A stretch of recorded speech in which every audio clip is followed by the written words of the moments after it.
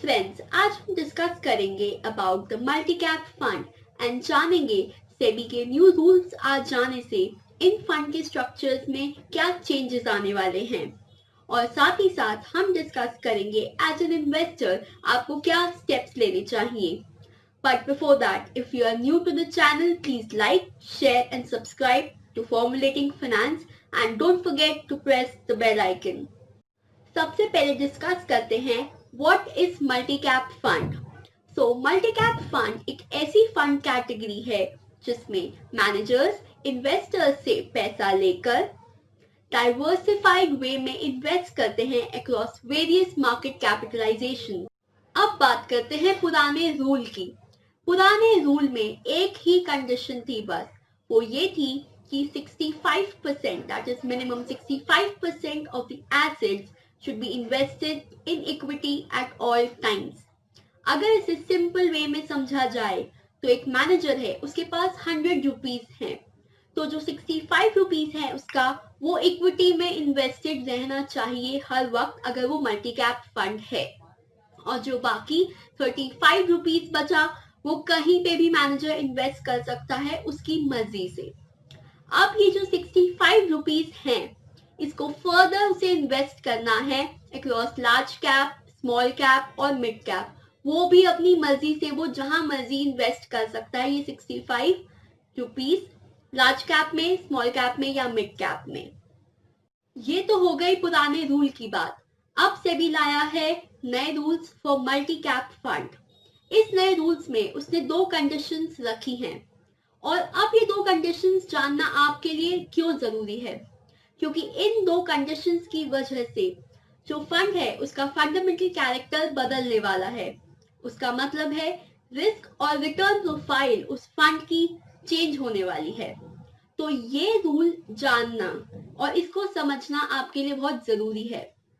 पहली चीज, अगर आप इन्वेस्टेड हैं ऐसे फंड में तो अब आपके पोर्टफोलियो का रिस्क और रिटर्न प्रोफाइल बदल जाएगा. तो आपको ये वीडियो बहुत ही ध्यान से देखनी है. सेकंड, अगर आपने इन्वेस्ट नहीं कर रखा बट आप करने वाले थे इन्वेस्ट, तो आपके लिए ये जानना जरूरी है कि क्या अब आपको इन्वेस्टमेंट करनी चाहिए मल्टी कैप फंड में या नहीं. अगर आपने कभी इन्वेस्टमेंट नहीं करी है तो हो सकता है अब ये फंड आपकी प्रोफाइल को सूट करे और अब तो आपको बिल्कुल ही इन्वेस्टमेंट करनी चाहिए. तो दोनों ही सिनेरियोज में आपको ये वीडियो पूरी अच्छे से देखनी चाहिए. तो चलिए अब डिस्कस करते हैं वो दो नए rules. First rule, minimum equity investment. पहले फंड्स को सिर्फ और सिर्फ 65% रखनी होती थी, अब उसको बढ़ा के 75% कर दिया है. इस नए रूल से ज्यादा चेंजेस आएंगे नहीं फंड में, because mostly multi cap funds को देखा गया है कि वो 80 से 85% ना इक्विटीज में ही इन्वेस्टेड रहते हैं हर वक्त. तो एज पर द रूल अब उन्हें 75% तो मिनिमम रखना ही पड़ेगा, बाकी जितना वो ऊपर रखना चाहें वो उनकी मर्जी. Rule number 2, define minimum allocation in each market capitalisation. पहले मैनेजर्स की मर्जी होती थी, उन्हें एग्जैक्टली लार्ज कैप में, मिड कैप में, स्मॉल कैप में कितना भी पोर्शन डालना है वो डाल सकते थे, पर अब ऐसा नहीं होगा.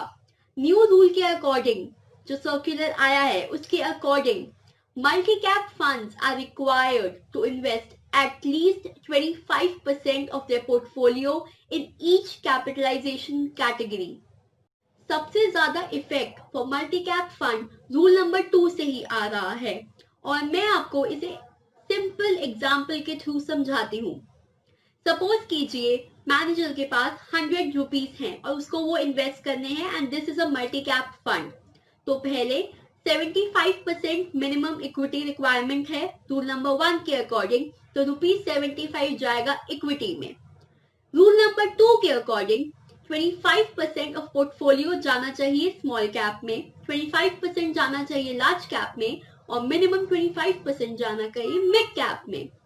तो उसके हिसाब से 25 रुपीज जाएगा स्मॉल कैप, 25 रुपीज जाएगा मिड कैप, 25 रुपीज जाएगा लार्ज कैप में.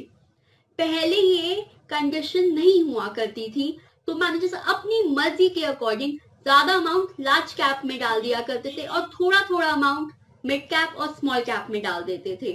बट अब इस कंडीशन के बाद मल्टी कैप का स्ट्रक्चर बदल जाएगा, क्योंकि स्मॉल कैप और मिड कैप में भी इन्वेस्टमेंट उनको अब करनी पड़ेगी। अब बात करते हैं अथॉरिटीज के पॉइंट ऑफ व्यू से कि सेबी ये रूल लाया क्यों। सेबी ने दो बातें सोची। फर्स्ट था मिसलीडिंग। मल्टी कैप फंड्स ने क्या कर रखा था, 80% of the assets large cap में ही इन्वेस्ट कर रखे थे। तो अगर लार्ज कैप में ही इन्वेस्टमेंट करनी थी तो उसको लार्ज कैप फंड कहिए ना, उसे मल्टी कैप फंड कहा ही क्यों जाता है। दूसरी चीज जो उनको लगी, डाइवर्सिफिकेशन नहीं मिल रही है इन्वेस्टर को। सेम बात, अगर 80% आपने लार्ज कैप में इन्वेस्ट कर दिया, बट जब इन्वेस्टर ने इन्वेस्टमेंट करी होगी मल्टी कैप फंड में, तो वो ये सोच रहा है कि मुझे लार्ज कैप, स्मॉल कैप और मीडियम कैप तीनों का ही बेनिफिट मिलेगा और मेरा पोर्टफोलियो डाइवर्सिफाइड बनेगा। बट मैनेजर्स तो ऐसा नहीं कर रहे हैं। वो 80% ही डायरेक्ट लार्ज कैप में डाल देते हैं रिस्क रिटर्न को थोड़ा ठीक करने के लिए। तो जो नेम ऑफ द फंड है और जो नेचर ऑफ द फंड है वो मैच नहीं हो रहा है, और इसी वजह से सेबी ने ये रूल्स इंट्रोड्यूस करे हैं। अब बात करते हैं फंड मैनेजर्स के पॉइंट ऑफ व्यू की। एग्जैक्टली वो क्या सोचते हैं। मल्टी कैप फंड मैनेजर्स का मानना ये है कि मल्टी कैप फंड में फ्लेक्सिबिलिटी होनी चाहिए हमारे पास। हम जब मर्जी चाहें लार्ज कैप में डालें, स्मॉल कैप में डालें या मिड कैप में डालें। हमारे ऊपर रिस्ट्रिक्शन नहीं होनी चाहिए। हम लोग ऐसे इन्वेस्टमेंट नहीं करते। हम मार्केट की कंडीशंस को देख के, वैल्यूएशंस को देख के, फ्यूचर आउटलुक को देख के इन्वेस्ट करते हैं। अगर मुझको लगता है कि 2019 में लार्ज कैप अच्छा परफॉर्म करेगा तो मेरी ज्यादा इन्वेस्टमेंट लार्ज कैप कंपनीज में रहेगी, और मगर मुझे ऐसा लगता है कि 2017 में स्मॉल कैप अच्छा परफॉर्म करने वाला है तो इन्वेस्टमेंट 2017 में स्मॉल कैप में जाएगी। तो उनके according flexibility was the most important factor, जो कि नए रूल्स में उनको नहीं मिल रही है। अब सेबी ने इन फंड मैनेजर्स को जनवरी 2021 तक का टाइम दिया है ताकि वो अपने सारे मल्टी कैप फंड्स को एडजस्ट कर लें और साथ में उनमें रिक्विजिट चेंजेस भी कर लें। अब सिर्फ और सिर्फ एक चीज पे डिपेंड करेगा कि फंड परफॉर्म करेगा या नहीं, वो है फंड मैनेजर्स की स्किल। क्योंकि अब वो लोग सिर्फ और सिर्फ लार्ज कैप पे डिपेंडेंट नहीं रह सकते। उन्हें स्मॉल कैप में भी इन्वेस्टमेंट करना है, मिड कैप में भी इन्वेस्टमेंट करना है, साथ में उनके अच्छे स्टॉक्स ढूंढने हैं, टाइमिंग मैच करनी है और रिटर्न कमा के दिखाना है। बात करते हैं इन्वेस्टर्स के बारे में। उनको क्या चीजों का ध्यान रखना चाहिए एंड क्या स्टेप्स लेने चाहिए। सबसे पहली चीज, सेबी ने फंड मैनेजर्स को जनवरी 2021 तक का टाइम दिया है ताकि वो सब इम्प्लीमेंटेशन कर सके चेंजेस की। सो हमें एज एन इन्वेस्टर थोड़ा रुकना चाहिए, देखना चाहिए कि एग्जैक्टली फंड मैनेजर्स क्या करने वाले हैं। क्या वो फंड ही डाइवेस्ट कर देंगे या दो फंड्स को मर्ज कर देंगे, या फिर हो सकता है different variety of multi cap funds और आ जाएं। तो we have to just wait till January 2021 to see कि फंड मैनेजर्स क्या स्टेप्स लेते हैं। सेकेंड चीज, इन्वेस्टर्स को अपना आउटलुक अब थोड़ा बदलना पड़ेगा। मल्टी कैप फंड को एक better version of large cap fund नहीं समझा जा सकता। अब वो एक प्योर मल्टी कैप फंड बन जाएगा जिसमें तीनों type of market capitalisation, that is large, medium and small, सब होंगी उसके अंदर, एक proper multi cap fund. Third point जो इन्वेस्टर्स को ध्यान रखना चाहिए वो ये है कि क्योंकि अब allotment small cap and mid cap में भी होगी, तो जो फंड का रिस्क प्रोफाइल है वो देखने वाला होगा। अब थोड़ा सा रिस्क बढ़ जाएगा फंड में, और एज एन इन्वेस्टर आपके पास एप्रोप्रिएट रिस्क ऑलरेडी है in mid cap and small cap. और अगर आप और ज्यादा रिस्क नहीं लेना चाहते या आपको सूट नहीं करता है, आपके पोर्टफोलियो को सूट नहीं करता है, तो आपको मल्टी कैप फंड को टाटा बाय बाय कहना पड़ेगा। और अगर आपको लगता है कि ये रिस्क मेरे लिए एप्रोप्रिएट है, मैं और रिस्क ले सकता हूँ स्मॉल कैप में, मिड कैप में, मुझे इतना दिक्कत नहीं आएगा with respect to my portfolio, तो आपको रिटेन करना चाहिए विद मल्टी कैप फंड्स।